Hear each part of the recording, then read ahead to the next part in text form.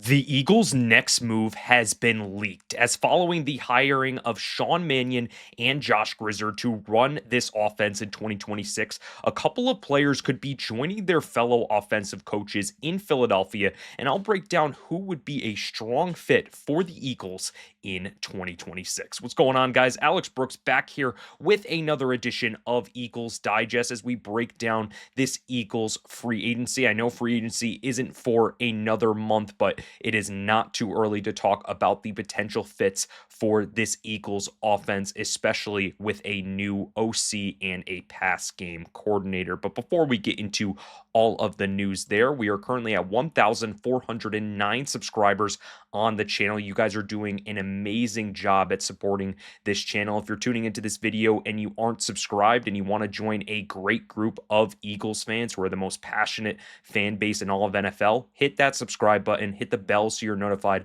of all of our videos. We have trade recaps, free agency recaps, and in the season, we talk about anything under the sun when it comes to the Philadelphia Eagles. But before we get into all of the news, just wanted to show you guys the 3-round mock draft that I put on Eagles Digest. If you haven't tuned into that, I'm trying to post a little bit more on this channel. So every Monday, I'm going to go with a new mock draft. So this is my 1.0 talking about the upcoming 2026 NFL draft. It goes from Kenyon Sadiq to Max Ianacher.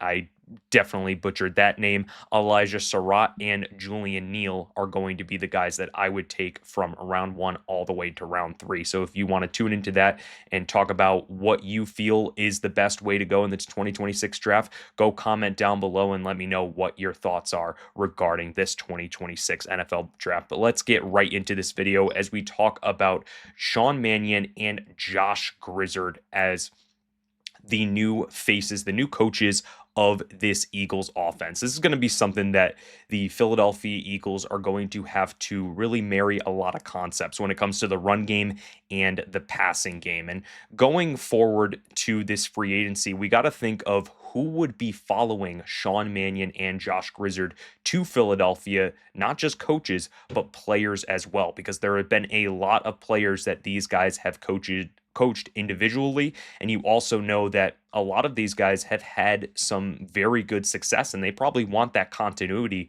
when it comes to those types of coaches and developing those relationships. We've seen it with multiple players and coaches throughout the NFL in the past, so I definitely think that this is no exception when trying to add playmakers to this Eagles offense with a Sean Mannion and Josh Grizzard type of offense. But, the first player that I wanted to talk about is wide receiver Sterling Shepard.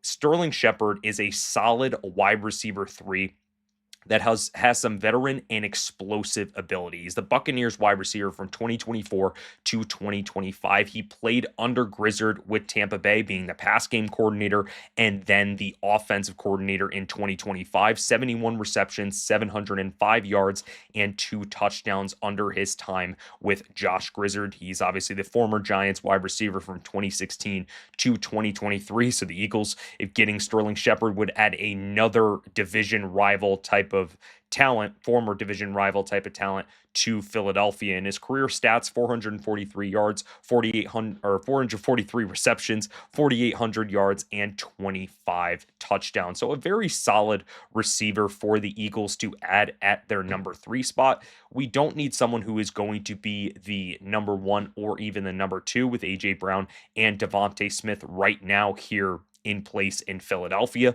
But if we need someone to step up, whether someone gets injured, I feel like Sterling Shepard is definitely someone who has been able to really find his way as someone who's kind of lower on the depth chart when it comes to the Tampa Bay Buccaneers behind Chris Godwin, Amika Ibuka, and Mike Evans, being someone who is, lower in the depth chart, but also Grizzard getting the best out of him when it comes to Sterling Shepard. But a little bit more on Shepard and what he can provide for Philadelphia, saying that Shepard was targeted 32 times in 2024. He hauled in 39 receptions last season. He notched 334 yards and 371 yards, respectively.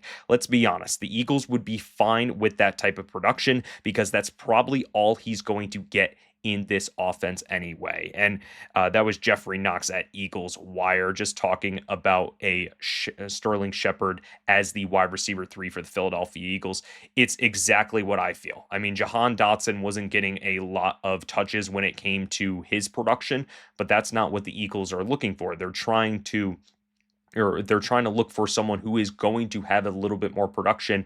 And with Sterling Shepard being the wide receiver 4, wide receiver 5 in the Tampa Bay Buccaneers offense, they were still able to get him a lot of volume. And I expect that if he goes over and says, hey, I'm going to follow Josh Grizzard because I've had some success with him, goes over to Philadelphia, and I expect him to get a lot of touches, more touches than he would get if he was on the Tampa Bay Buccaneers in that offense. So I definitely think that that is a very interesting candidate for the Philadelphia Eagles to go and get, because wide receiver, it's an underrated need behind Smith and Brown, and you can never have enough playmakers in your offense. And then when we go over to another playmaker from the Tampa Bay Buccaneers that is set to be a free agent, we're going to talk about Cade Otton, the tight end, the veteran tight end for the Tampa Bay Buccaneers. He played under Grizzard from the 2024 to 2025 season. He's been with the team since 2022.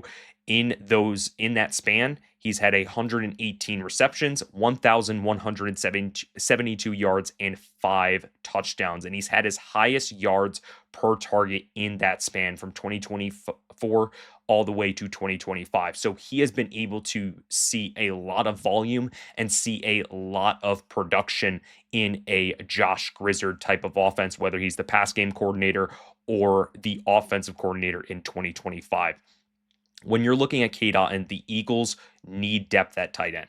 He's not someone who I would expect to be the overall starter, because I definitely think that the Eagles are going to add someone either in the draft with Kenyon Sadiq, or they're going to go after another type of guy like Isaiah Likely, who I really, really want. If you guys haven't checked out that video, I released it yesterday talking about Isaiah Likely. Check that out after this one, talking about how he would evolve in Eagles offense. But Cade Otton, he's nothing to sneeze at. He's an elite blocker who can put his hands in the dirt and just be an overall grinder. And the Eagles are going to need that, because we saw with Kylan Granson, Grant Calcaterra, they were not elite blockers. They weren't even great blockers when it came to helping out the run game. Cade Otton would be exactly that, and he could be someone of a depth piece for the Philadelphia Eagles. And he would also get the most out of receiving, because he's worked with Josh Grizzard and he's had the most success with Josh Grizzard as one of his coaches in Tampa Bay. When you look at his career stats, 207 receptions, 2,018 receiving yards, and 11 touchdowns. So a solid tight end, a tight end 2, maybe even a fringe tight end 1 who you can throw in there and be an overall difference maker. And you know that Jalen Hurts is going to need a tight end option, because a lot of people are going to be covering Smith and Brown, and they need someone in the middle to really, stretch the field and help give Jalen Hurts that security blanket in those easy type of passes. So Cade Otton definitely is someone that I would really love to go in Philadelphia and be one of those tight ends that Jalen Hurts, Josh Grizzard, and Sean Mannion can really utilize in 2026. But, talking a little bit more on Cade Otton, the Eagles' top 3 tight ends from last season are all slated to hit the open market. So the Birds will want to keep a running tally of everyone available. Otton ranks second on Tampa's offense in targets at 81, receptions 59, and yards receiving at 572. He caught 1 touchdown pass. So when we're looking at Cade Otton and his ability to just take over an offense, even going into the 2025 season when Mike Evans and even Chris Godwin were out, he was able to take the brunt of the receptions along with Emeka Egbuka for the Tampa Bay Buccaneers. So he has experience in leading an offense. He wouldn't have to do that with A.J. Brown and DeVonta Smith, but with all the injuries that may pile up on the Eagles offense, we hope not, but if there is some sort of injury, we can rely on Cade Otton to take the load and take a heavy load in this Eagles offense. And that's a very good sign to sign Cade Otton to the Philadelphia Eagles to really just have another element to this Eagles offense. And another guy that I wanted to talk about is Romeo Doubs. So going over from Josh Grizzard, the pass game coordinator player tree, over to Sean Mannion's player tree, Romeo Doubs, the Packers wide receiver from 2022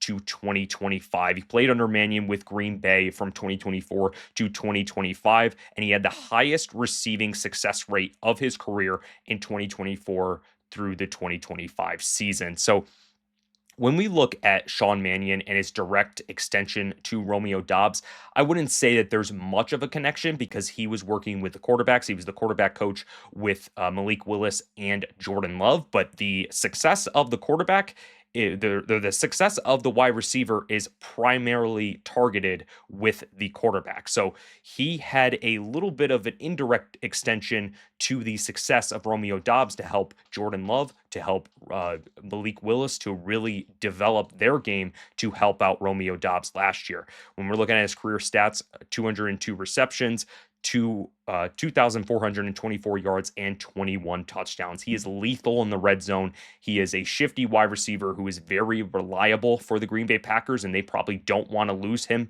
moving forward in free agency.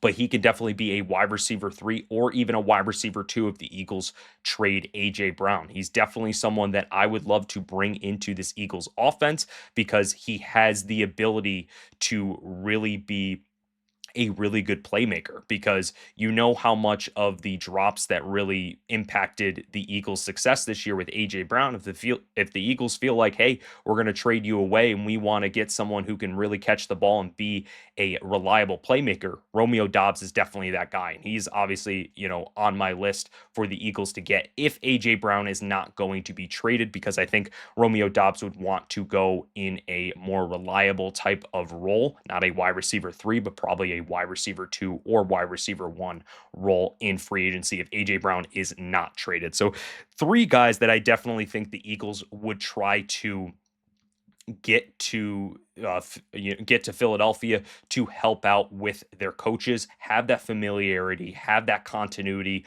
with those types of players, and I think it could be a huge success for the Philadelphia Eagles. But what do you guys think? Comment your thoughts down below and let me know what you guys think regarding these 3 players. But that's going to do it for another edition of Eagles Digest. Wanted to raise the question to you guys: which former Grizzard Mannion offensive weapon would you want the Eagles to add in free agency? Comment your thoughts down below. Let me know if there was any players that I didn't even bring up that you would want the Eagles to add to the wide receiver room, to the quarterback room, to the tight end room. Let me know what you guys think regarding this video. Hope you guys have a great rest of your day. We're going to have more coverage here on Eagles Digest, so stay tuned for that. And as always, go Birds.